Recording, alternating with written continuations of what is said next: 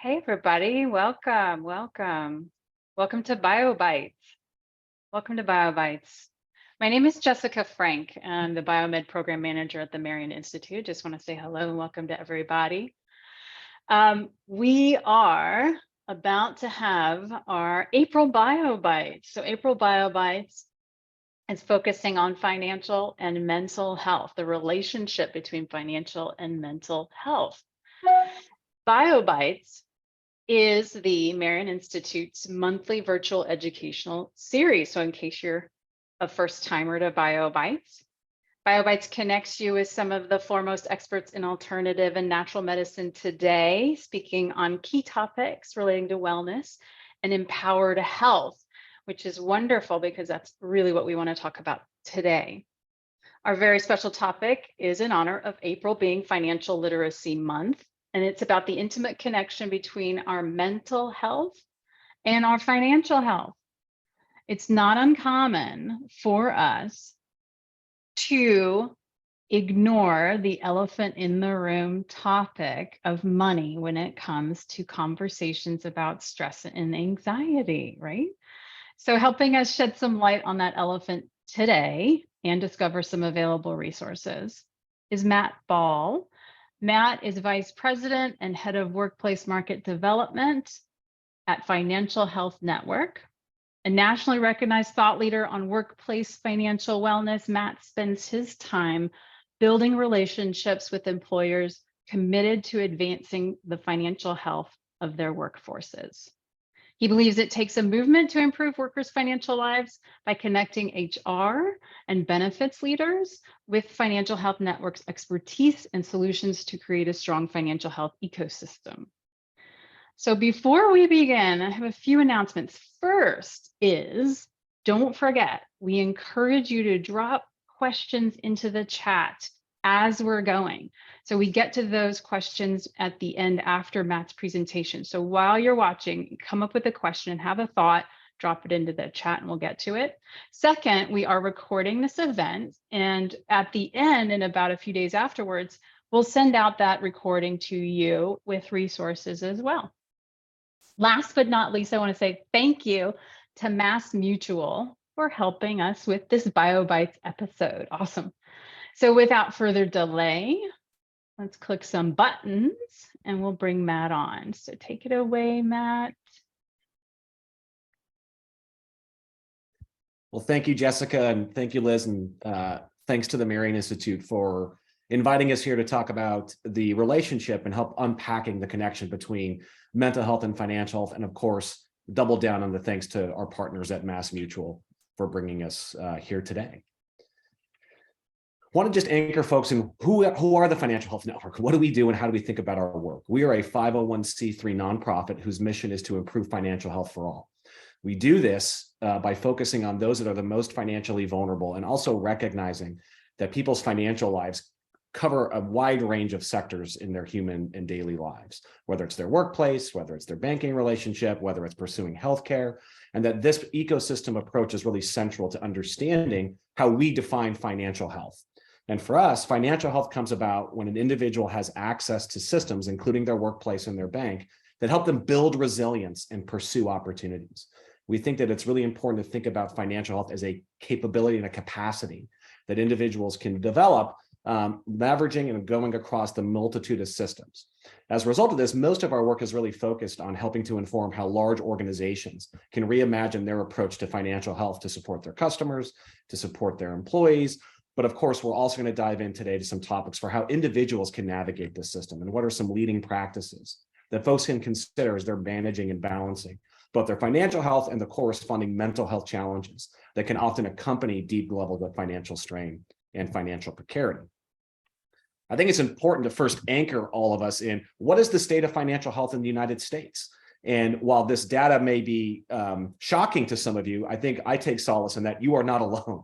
If you are experiencing financial challenges, if you find yourself struggling on a daily basis, know that you are in the majority of the country in terms of how people's financial health is manifesting in their daily lives. Over the last 5 years, we've developed a scoring methodology in partnership with the University of Southern California where we help diagnose the financial health of the US population. We do this through our US Financial Health Pulse Survey. We look at financial health across 4 key pillars: spending, saving, borrowing, and planning, with 2 indicators under each of those. We then take the answer to those questions and then we compute a national score where folks are bucketed into 3 categories: financially vulnerable, financially coping, and financially healthy. Financially healthy are individuals who are performing well in all 8 of these leading indicators. Those that are financially coping are performing well in some, but not all of these leading indicators. And financially vulnerable are folks who are performing not well in nearly all or most of these particular categories. So what do we understand about the state of financial health? Our most recent survey in 2022 or 2023 surveys in the field revealed that about 31% of the US population is financially healthy. What this really means is that the financially unhealthy are not in the United States. They constitute the vast majority of the United States in terms of people that are just getting by in their daily financial lives. Not to mention the 37 million individuals who are in deep financial vulnerability in a daily experience. What's interesting about this is as we've tracked this over time, we've seen a number of fluctuations. And in fact, in 2022, it was the first time since we started conducting this longitudinal survey that we saw financial health of the US population decrease. And now there are a few reasons why we saw this decrease. One has to do with the fact that in 2021, we actually saw financial health improve. Now, keep in mind, this was at the height of the pandemic, but there were a number of factors that were buoying folks in their daily financial lives. One was that we saw expanded access to government financial programs that helped provide an expanded safety net for people. We also saw one-time government payments coming through things like the child tax credit and other cash-based programs that really buoyed people's personal finances. We saw consumers spending down debt, saving for the short term, and actually able to start saving for the long term. As those programs have gone away and as factors like inflation, market volatility, we've actually seen folks starting to edge up in terms of their financial health waning a bit. And so this really matters when we think about what we saw, the big changes from 2021 to 2022. And what we've consistently seen here is that we saw a significant decrease in individuals who were able to spend less on their income. In other words, rising costs and relatively stagnant wages resulted in people spending more than they were bringing in at a higher rate. We also saw that folks struggled with paying their bills on time. We also saw a decrease in sufficient liquid savings. Those really think of this like as short-term savings, whether it's an emergency fund, a savings account, and we also saw folks that really struggled in their long-term savings. What this really tells us is that people's daily financial lives have gotten harder. And as a result of those daily financial lives getting harder, we're starting to see this show up in other interesting ways across different demographic groups who are impacted. What we saw was declines across the demographic spectrum in terms of financial health, but we saw disproportionately impact those individuals who identify as Black. And in those communities, we saw a significant decrease in financial health. We also saw decreases relative to income, with the largest drop in income coming for those folks who would be sort of in the $60,000 to $99,000 range, which is a large swath of sort of middle-class America, if you will, to use that phrase. What we saw here was, again, significant decreases in financial health driven principally by macroeconomic factors, meaning it's gotten more expensive to be here and wages have not kept pace with that increasing expense. And we've seen dwindling savings and skyrocketing levels of consumer debt. We also see this across different demographic cohorts, whether you're looking at it from a biological sex perspective, certainly from an LGBTQIA+ status. We've seen disparities as well as looking at this from an ability perspective, where we've seen folks across all demographic spectrums being significantly impacted by their financial health. What does all this mean? And how do we start to think about the financial health reality? And how does it provide a window into what's happening in people's daily lives? There is no single variable or single cause of mental health challenges. We know that there are a number of variables that go into that. We know that financial causes can be an exacerbator, if not a paradigm shift, in terms of leading towards greater sense of anxiety, depression that can metastasize into larger mental health challenges. We think one way to think about this is to pick a specific financial health topic as a window into this conversation. And so for the purpose of today, we're going to use debt as an example of how this cycle shows up in people's lives. We think this is a useful paradigm that can help folks sort of understand the cyclical nature of the connection between financial health and mental health challenges. It's really a model for understanding this connection and really helping folks recognize that at any point in this cycle, you can have an issue that can exacerbate and sort of perpetuate this cycle in a number of different ways, whether it's originating from a mental health diagnosis that leads to cognitive and physical and psychological and physiological barriers. There's great research coming out about the cognitive load and the diminished cognitive functioning that accompanies high degrees of financial stress. We know this reduces financial capability, which can lead to financial difficulties, increasing levels of stress, worry, and disengagement, resulting in psychological harm that makes it harder to recover, and the cycle perpetuates and perpetuates. And so really thinking about disrupting this cycle from a financial health perspective is where we're going to spend some time, and really understanding the role of debt in particular and how this shows up in people's lives. One of the things we track on an annual basis is how expensive it is to be poor. And one of the things we've seen over the last several years is financially vulnerable households spend 14% of their income on interest and fees. In other words, through their financial institutions, not only are we seeing higher levels of consumer debt, but it's more expensive for people who are already financially struggling to engage in the financial services system. And so what we see here is not only are these folks tending to have lower incomes, more financial trauma in their lives, but they also then tend to spend more money in terms of maintaining their financial relationships, which can, of course, exacerbate and drive that cycle that goes into this. We think this is really important because it'll tee up ways in which financial institutions can evolve their practices to better support the financial health needs of their customer bases, but also recognizing the toll of mental health challenges that it can have on their customer base and its impact on the financial performance of these individuals. Of course, we'd be remiss if we also didn't highlight a few other key variables here around the sort of debt mechanism as a starting point for the debt, mental health, and stress cycle. What we see here is that trouble paying medical bills is a persistent worry, particularly for those who are the most financially vulnerable. We also see that those who are financially coping and financially vulnerable, the large majority of the US population, also have higher degrees of stress related to their finances. We think this really is important for a couple of different reasons. Number one, when you think about the role of debt in our lives, medical bills are the top reason individuals are contacted by debt collectors. Now, why would this matter in the context of mental health and financial health?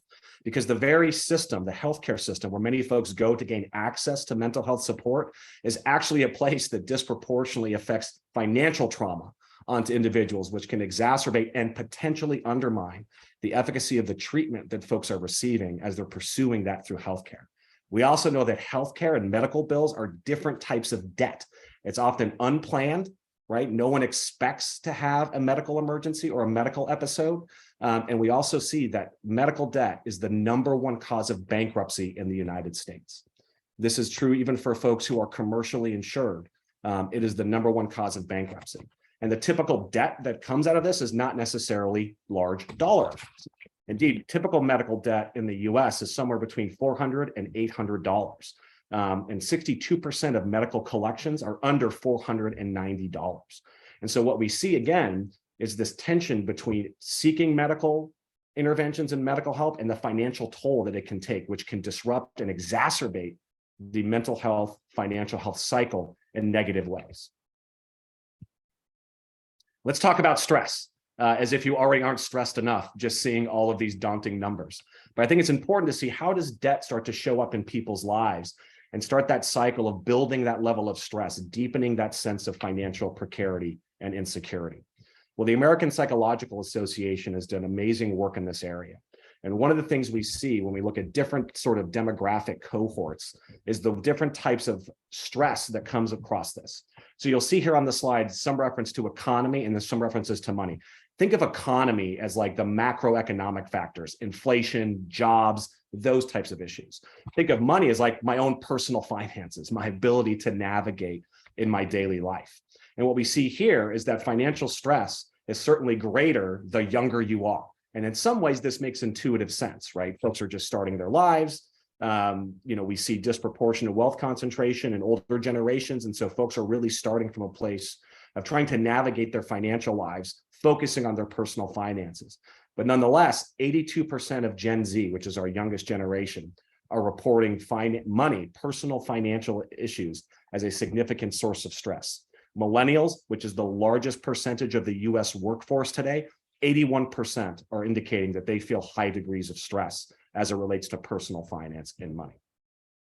When you look at this across different racial categorizations, you see the numbers don't necessarily improve. Indeed, what you see is that for most demographic cohorts, financial stress is a significant challenge, with, for the Black and Latino population, personal finance being the most pernicious form of day-to-day financial stress. We also see the education level can play a role in this, and certainly we've seen interesting data relative to education level. I was on a presentation last week talking about the student debt crisis, and we continue to see student debt being another really pernicious form of debt, particularly for younger folks. Although student debt is not limited just to individuals who went through college, many parents also carry student loan debt for underwriting their children's college futures. And so what we see is financial stress certainly decreases with higher educational attainment, but we're still below water overall in terms of the role and level of financial stress. In other words, it seems that financial stress is almost as common as poor financial health. And so the symbiotic relationship between these two really shows up in people's lives when we start to think about the mental health components of this. When you have money challenges that are particularly exacerbated by severe debt, we see this as highly related and correlated to increased rates of depression, suicide or suicide attempt, alcohol and drug dependence, and other psychiatric disorders. In other words, we see a direct connection between debt in particular, financial worry, and its effect on the mental health of those individuals who carry this burden with them on a daily basis. 73% of Americans rank finances as the #1 stress in life. Think about that. The #1 worry in people's lives is money. There was really interesting polling going on now talking about how folks' top priorities are increasingly focused on how to maximize their net income, while at the same time, other things that have built meaning and purpose and value in our lives, community, family, children, friends, those things are starting to wane in importance across the US population. What this really suggests is that we have created such an overtly financialized system around us that it's really diminishing the quality of life for many folks who are struggling in their daily lives. This diminishment of the quality of life for large swaths of the US population is undoubtedly connected to the rise and increase in mental health. Again, not a one-to-one correlation. There are lots of variables that go into that. I am not a mental health expert, but from a financial health lens, looking at financial health into the mental health world, we see strong connections and strong reasons to understand that the diminishing role of building apparatuses that support people in navigating their daily lives and putting more burden on individuals to not just navigate their lives in the healthcare space, but to also be their personal CFOs, navigating an increasingly complex financial system only exacerbates the underlying tensions related to debt. Of course, we also know that not all debt is created equal, and unsecured debt, meaning debt that's not connected to an asset, is highly correlated to negative mental health outcomes across the spectrum. So what do we know about mental health in the United States? And again, these numbers may not be new to folks who work in the medical community, but 1 in 5 Americans will experience a mental health illness or mental illness in a given year. 50+% will be diagnosed with a mental illness or disorder at some point in their lifetime. 1 in 5 children currently or at some point in their life have had a debilitating mental illness. And 1 in 25 Americans live with a serious mental health illness. In other words, as we see financial health continuing to decline, as we see the financial toll it takes, we've also seen a corresponding increase in the toll of mental health on the US population. Again, it's not a one-to-one. There are a number of variables and nuance here, but certainly the financial toll that's taken on people's lives is at least exacerbating many of the underlying challenges that folks are facing and creating that non-virtuous cycle of money, stress, mental illness. So how do we think about solving this, right? This has not been an uplifting talk thus far as we've sort of outlined some of these challenges that folks are facing.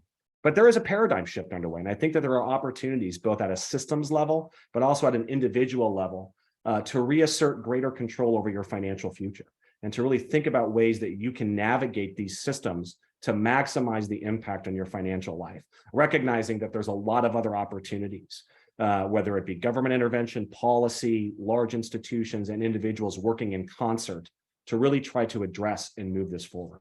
So what do we see as some of these paradigm shifts? What are some of the things we're seeing from workplaces and financial institutions as really deepening the opportunity to address the mental health crisis that is coming into their place?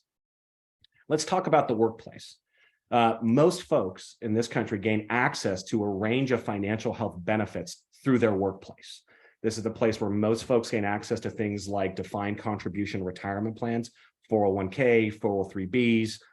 While not every workplace has this, and it definitely tends to skew more, it's a place where most folks gain access to these benefits. It's also the location where many people gain access to healthcare solutions, including mental health benefits coming through the employer. So there's no doubt that the workplace is a central location for distribution of certain services and goods on the financial side that can help mitigate some of the harms associated with financial strain and precarity. So why do we think the workplaces have the most control over financial health? That's not to say employers shouldn't continue to focus on mental health, but a lot of the interventions we've seen on mental health have not necessarily merited or driven outcomes in reducing the mental health toll of their workforce. And given the connections we see to mental health and financial health, we actually see employers have a larger opportunity to influence the financial health of their people over any of the other spheres of wellness that they may be encountering in their daily lives. It's not to say the other ones don't matter. This is simply a degree of influence. Well, why do we think that? Well, one, the basic inputs of financial health are connected to work. So income is the essential building block of financial health. And that's usually gained for the vast majority of people through engaging in a vocation or a job. Now, there's no doubt that a toxic work environment can have an absolute devastating effect on mental health, and there are certainly ways that employers can mitigate that. But the core inputs of financial health, regardless of the culture of a workplace, emanate from the employer. Therefore, the basic inputs of financial health are really located principally through our jobs. We also know that the power of behavioral finance. I really appreciated Jessica at the beginning calling out the elephant in the room, because one of the ways we think about this is behavioral economics and using the elephant and the rider model. Right. So under this conception of the elephant and the rider, the elephant are our emotions. It's the way in which we make decisions. The rider is our rational self, right? This is the person that if we just had all the data and all the facts, we would make the most rational, informed decision. What we've learned from behavioral economics and behavioral finance is that we are not rational actors. We are a combination of emotional creatures with some capacity for rational thinking.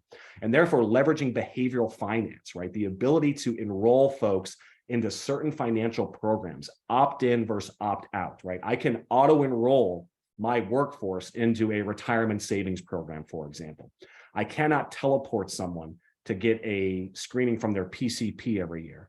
I can't force someone in the workplace to go talk to a mental health professional. I can make those services available. I can create some incentives to do that, but I have less direct control over getting folks to engage in those other services, whereas I have the most control as an employer to engage folks in these financial benefits, which we know have deep connections to the mental health challenges. And of course, deaths of despair, not to continue to plague us with these horrific terms, but the evidence based on the impact of financial despair's connection to premature death is growing. In other words, there was a recent study that talked about this concept of living wage. And what we found is that those who do not make a living wage, meaning they don't make enough money in their jobs to cover their basic living expenses, are more prone to premature death, increased mental health challenges, and increased physical health negative outcomes.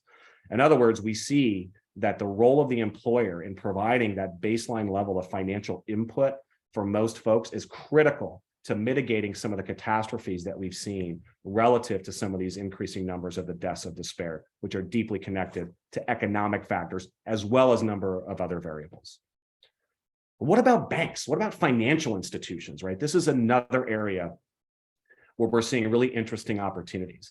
And this chart here, in particular, this research is really rooted from Yale University and the great work that Brittany Farr, Annie Harper, and Brian Cash have done, thinking about supportive banking structures. And how do we think about setting up banking opportunities to better support folks who may be experiencing mental illness or mental health challenges? What are some of the ways we're seeing this evolve, and how does this connect to individual financial behaviors to do this? I think there's sort of three key pillars that this research has been highlighting. One, how do we help individuals keep better track of their spending, their bills, and their account balances? How do we make it easier for folks to do that?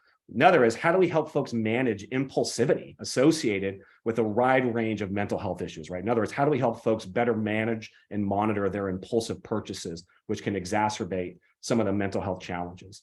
And then how do we help folks think about designating a trusted third party to better support their financial decision-making? And I think from that, there's a couple of mechanisms, and there's institutional correlates to this, and there's things that individuals can start to do to help manage and support their own financial health. One is thinking about the customized mobile banking notifications, whether this is about setting up alerts that help you monitor when you've spent over a specified amount. Spending that occurs between certain time periods, right? I don't know about you, but I'm a night owl, and there are times when I'm up at night and that Amazon icon just keeps calling to me.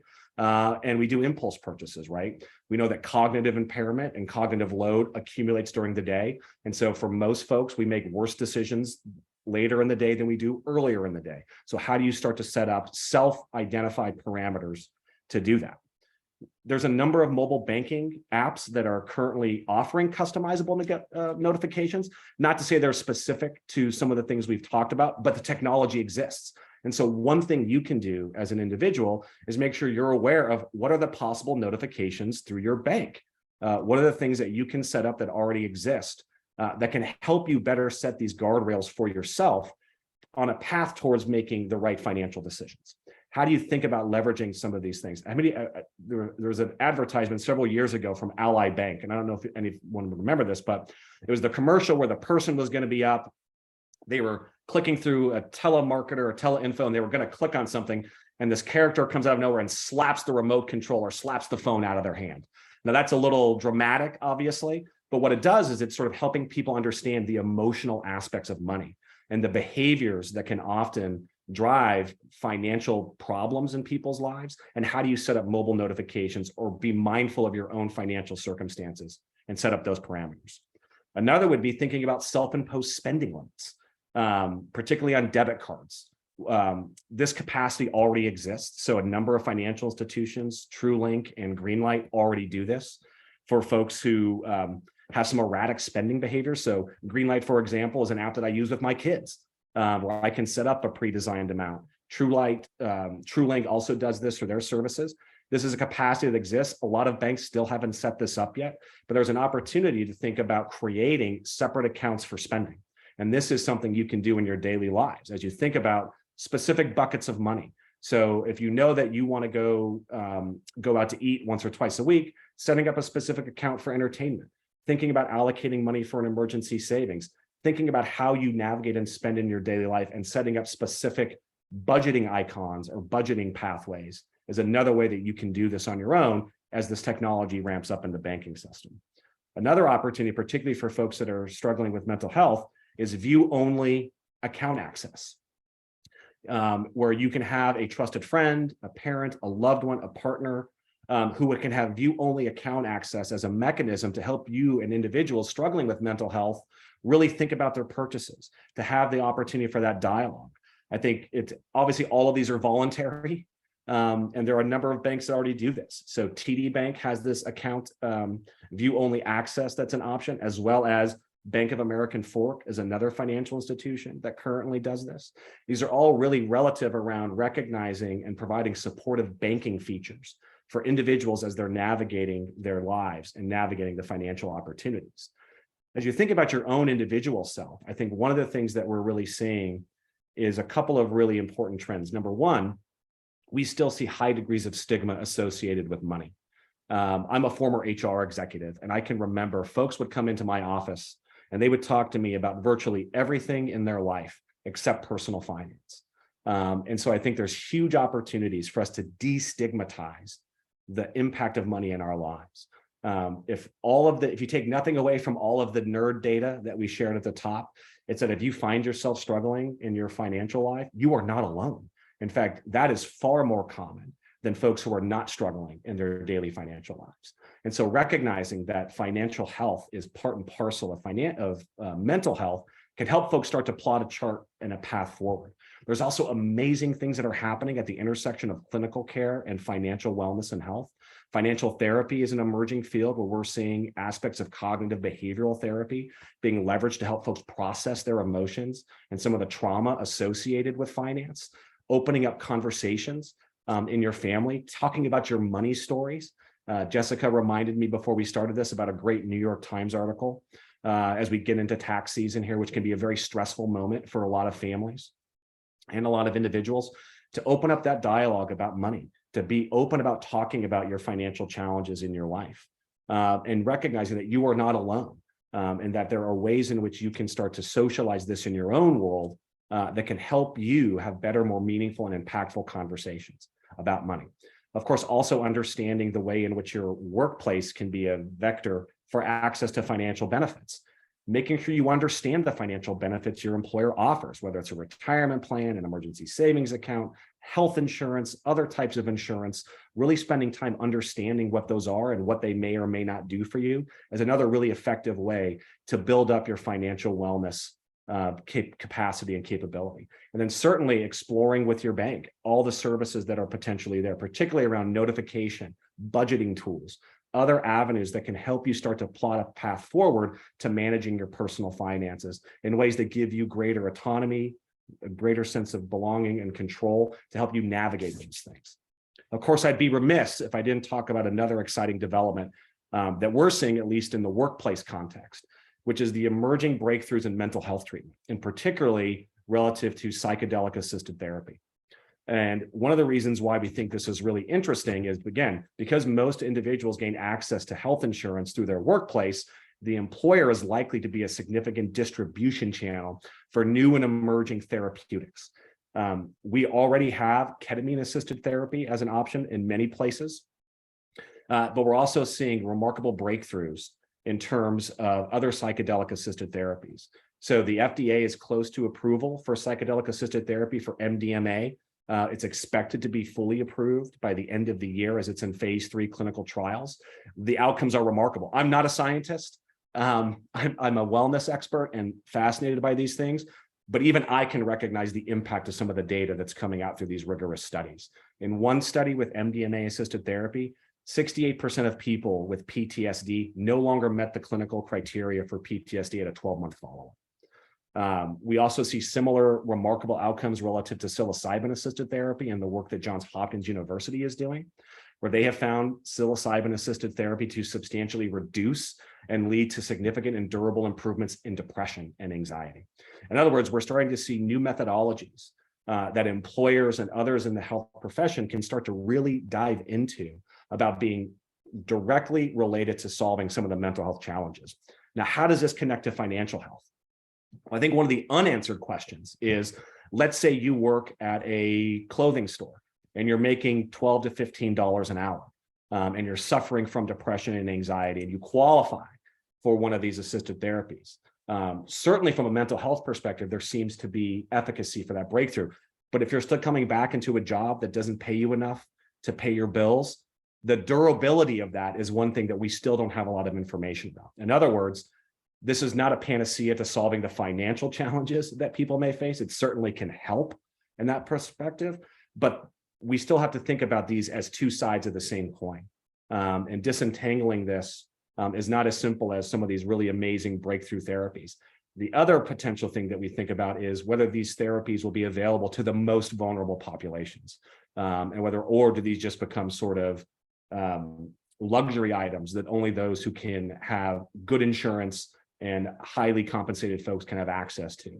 And to me, that would be a real failure if that ended up happening. And so that's why we really think, while this is emerging and impactful, it has to be connected to a broader financial health strategy in order for it to sustain and be durable. But of course, maybe we're wrong, and I'm open to that. Maybe these are the panacea that can help folks break that cycle of poverty and break the cycle of low wages, but the evidence remains to be seen. So I think I did good on time, Jessica. I think I did exactly 30 minutes after the introduction.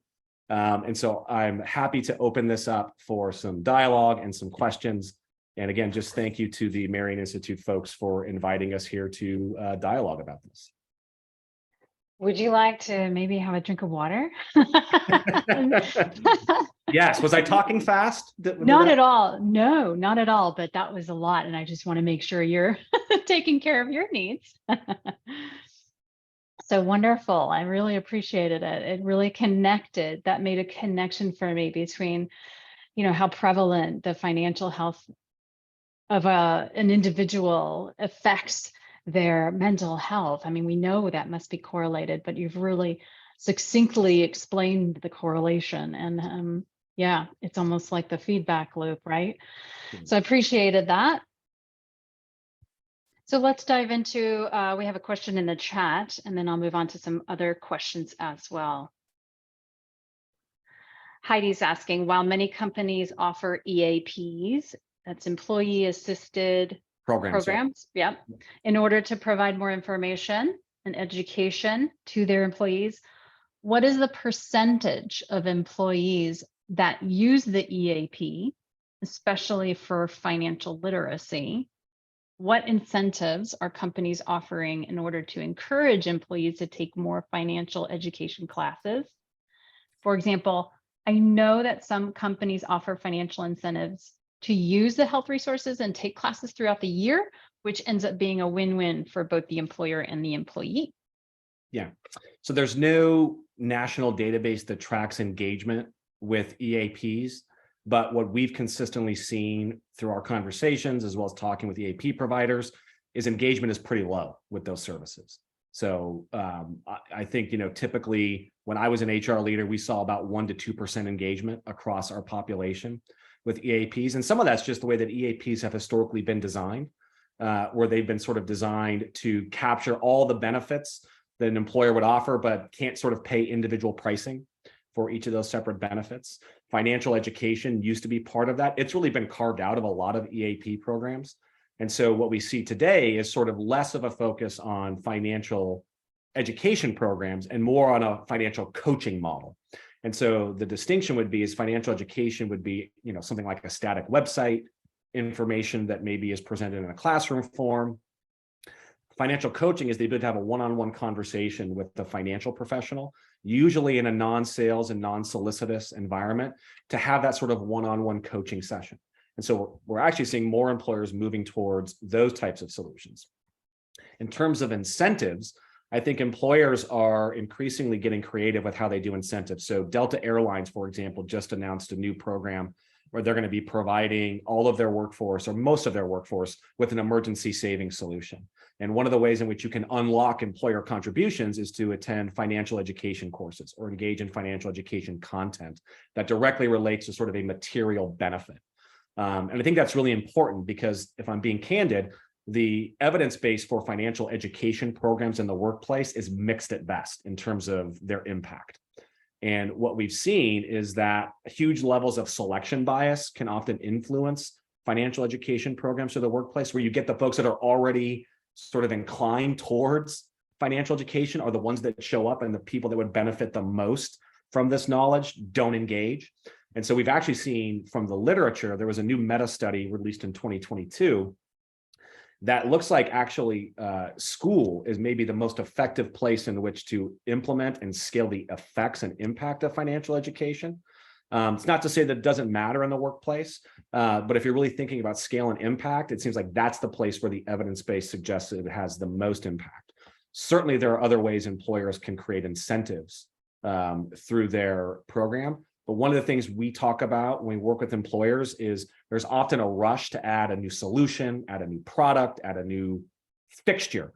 But if you've got really bad plumbing where your people don't know how to get to these things, or it's not easy to navigate, you can't have a shiny fixture that will solve that. So thinking about the employee experience is really critical to designing these programs. And that's an incentive place where a lot of employers, can invest more time to maximize the effect of their programs.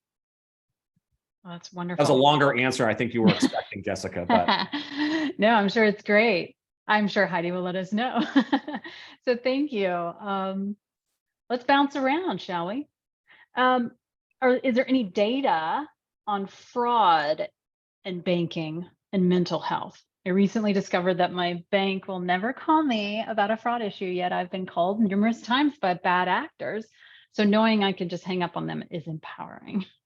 Yeah, Chris, keep hanging up on those bad actors would be number one, and certainly reporting them. Yeah, I mean, I think the CFPB or the FTC may have some data on this. I'm sure that there is data out there. I don't have it at my fingertips, but I would be surprised if there wasn't out there. AARP has long been tracking financial fraud for consumers over the age of 55. And that's not to say that that's, the same thing, but there are data sets out there that look at fraud and the targeting of certain populations. And so I would be surprised if there weren't any data on that. And if there isn't data on that, we should find a way to get that data because that's an important consideration. Mm-hmm. Awesome. Heidi's comment said, that's great. So let's bounce around. So how about this? I don't understand how to make or create a budget. This is a submitted question.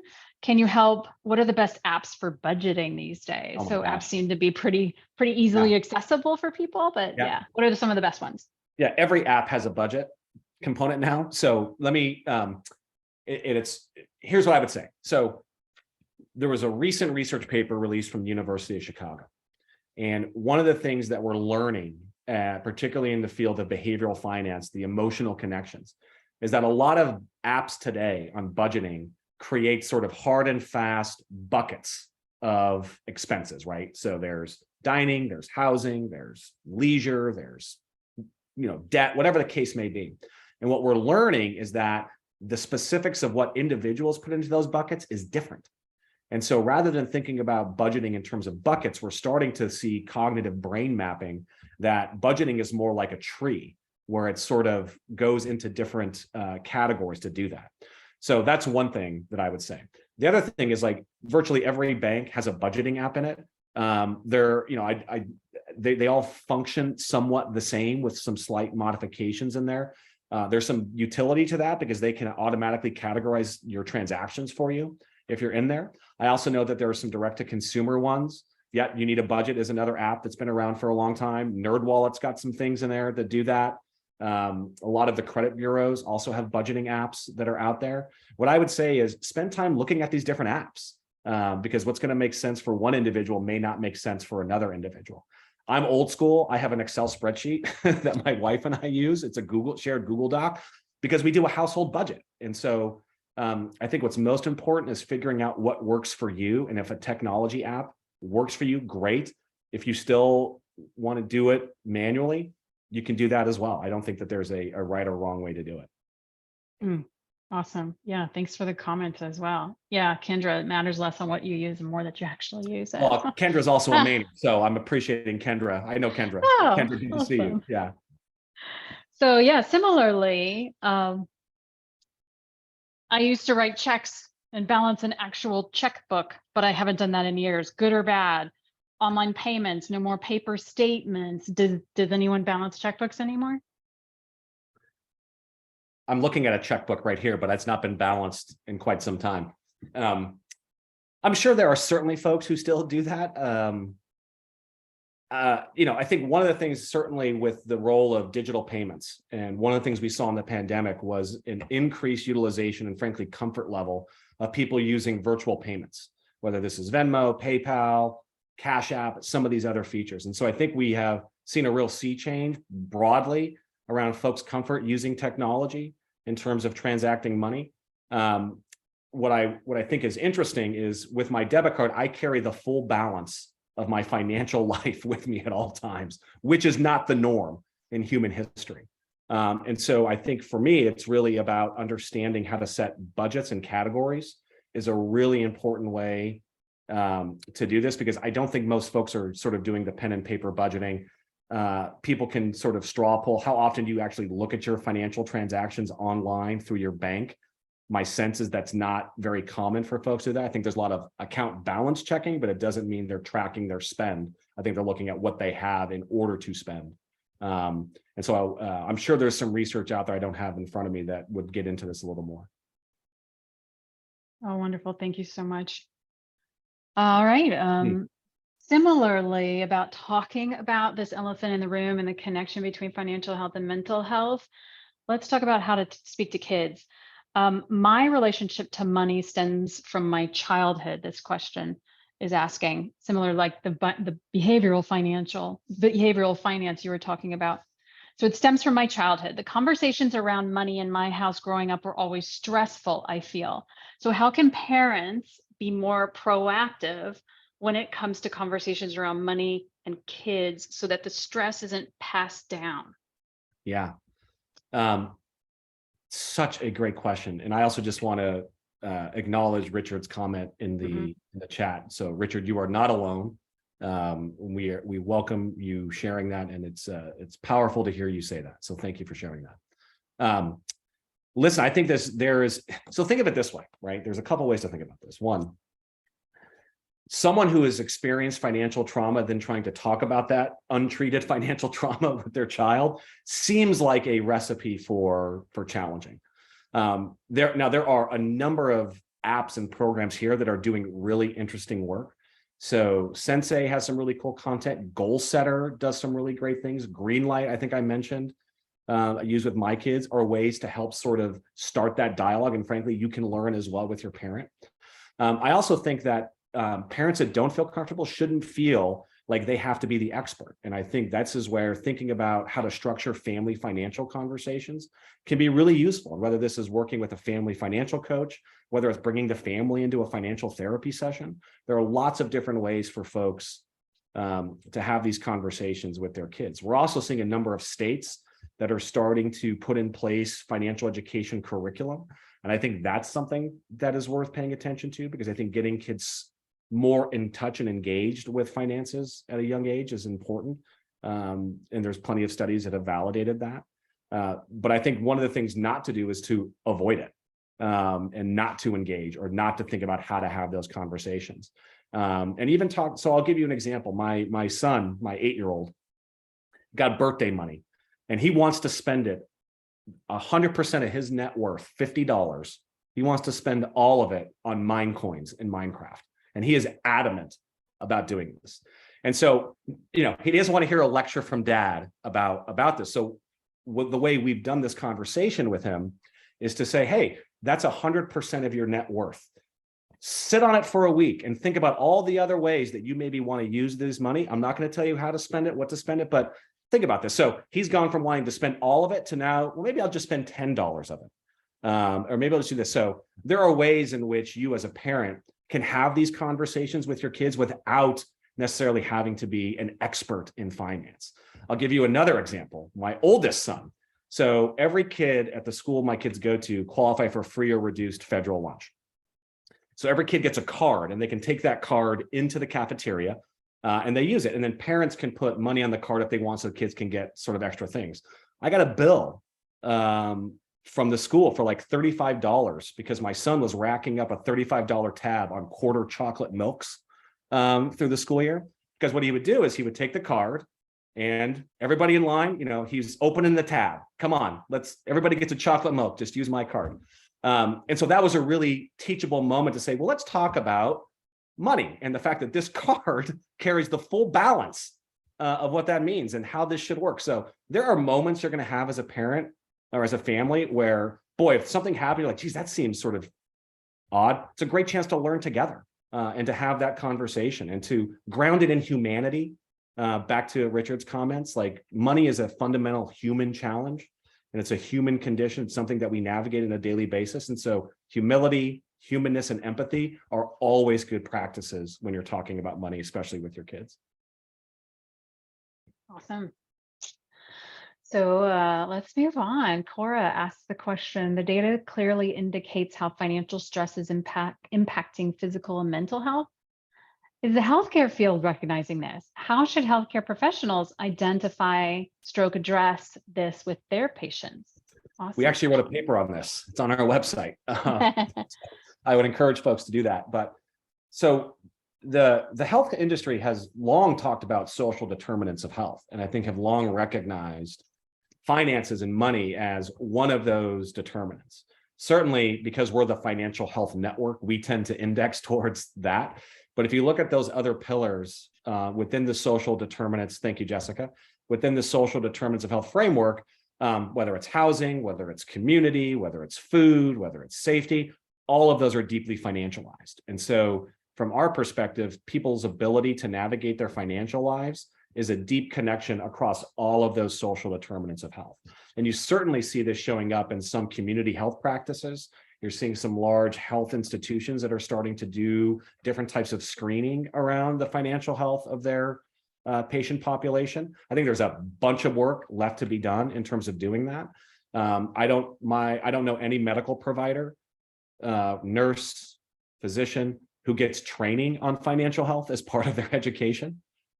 This also happens to be folks, if you're a physician or a nurse, you tend to carry also huge amounts of student debt, which can also exacerbate some of the shame associated with talking about finances with your patients. So I think there's huge opportunities to think about the role of financial health and to equip caregivers and clinicians with insight, tools, and resources so they can be better stewards of their patients and recognizing how these things are connected. But ultimately, there's plenty of talk about social determinants of health. I just think there's a lot more that we can do. Wow, that's awesome. That's great. I agree completely. And I also want to maybe ask a little more, kind of get some detail on the difference between certified financial therapists, I know that's a thing, and a financial coach. Yeah. And maybe how to find them. Yeah, we actually have a paper on this on our website. It's like You're teeing me up perfectly, Jessica. So yeah, listen, I mean, I think certainly when you're looking at a financial coach, I mean, one, check to see if your workplace has a financial coaching solution, as many employers offer financial coaching. There's been some vetting usually in that process, and there's been some evaluation of that coaching service, because there are certain, the worst thing you could do is like go to YouTube and try to find a financial coach, because that is not, there's lots of issues in terms of seeking financial advice through influencers. The other place to go would be to your banking institution, could be another place. Lots of banks have financial coaches or financial education counselors that can be a useful resource. Certainly on certified financial therapy, there's a financial therapist association that I think is worth checking out. I believe they do some work with the American Psychological Association. The financial therapist that I follow, I just think she does really interesting work, is Amanda Clayman. She's based out of Southern California. I think she does really interesting work. It's not to say that she's the only one, but she's one that I really respect, at least her writing. I'm not a patient of hers. But I think there's certainly lots of ways to do this. Thank you, Jessica. Clearly, you know Amanda Clayman as well, or you came across her. I type fast. Great. Yeah, I think, and again, I think that, there's understanding what the different services do, right? So most financial coaching models are sort of a teach you to fish model, right? Where they equip you with skills and behaviors to support your decisioning. Financial therapists tend to focus more on helping address the cognitive behavioral challenges associated with money and really untangling the emotional challenges that can often accompany that. Not necessarily what a coach does directly. I mean, there's some indirect to that, but there's certainly a continuum of services. Okay, great. I really appreciate it also that you mentioned that not all debt is created equal earlier on. So I just wanted to acknowledge that.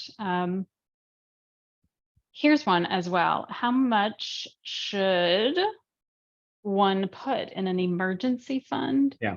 And how does an emergency fund work? Is that a separate bank account? Yeah.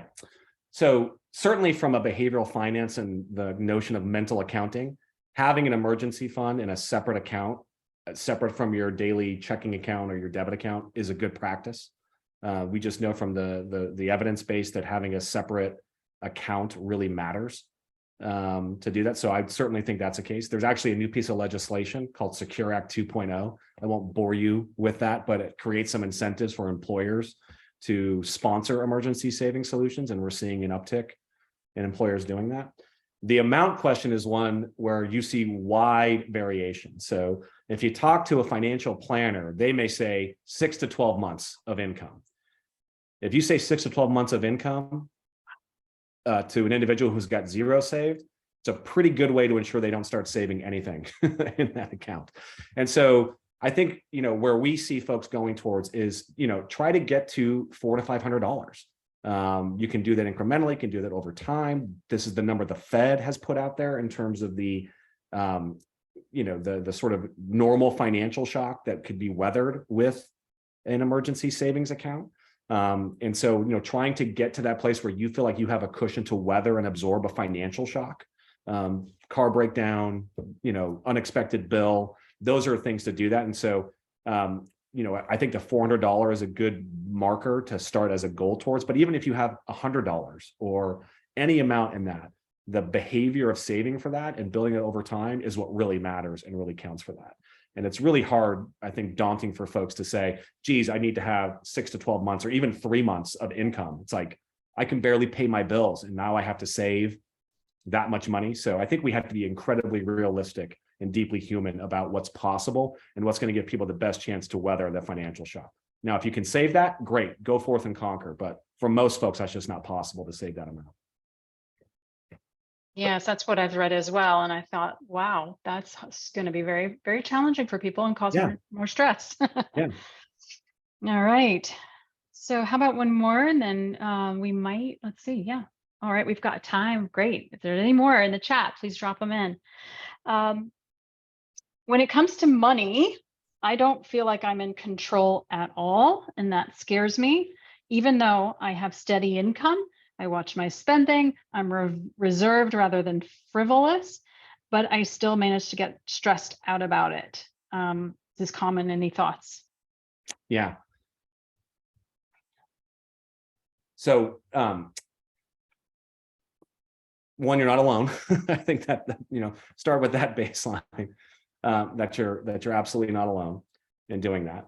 I also think, really setting down and doing sort of a personal financial audit, if you will, is a good exercise where you can look at your spending behaviors, you can look at your debt, you can then start setting priorities. I mean, there are certainly resources that talk about prioritization of debt reduction, focusing on those high interest, unsecured debt loads, building a plan, executing the plan. There's plenty of psychological evidence that that is a useful way to do that.